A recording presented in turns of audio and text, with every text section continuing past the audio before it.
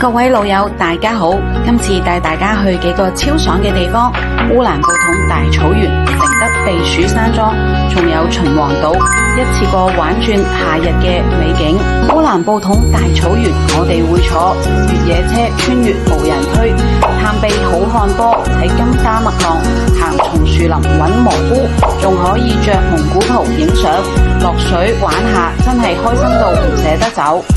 跟住去金丹陀城遊牧文化園，參加熱鬧嘅那達慕民族大會，睇下射箭、摔跤、賽馬，仲有一場盛大嘅草原蒙古婚禮，感受蒙古族嘅熱情同埋浪漫。嚟到老龍頭，呢度係萬里長城嘅東端起點，長城直入渤海，氣勢磅礴。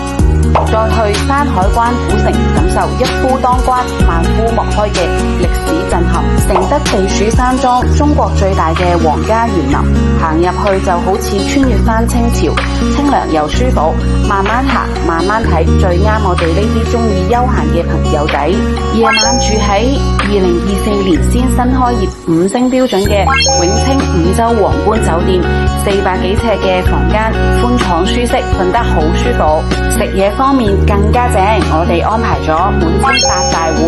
滋補佛跳牆、草原特色烤羊排，仲有秦皇島靚海鮮，包晒9餐，餐餐都係驚喜，食到舐舐脷。而家報名仲有超級優惠，7月20號之前報名，每位減300，4人同行再減多200。7至8月出發，成人只需要5998，名額有限，快啲打電話嚟報名啦，或者上我哋嘅官網睇下，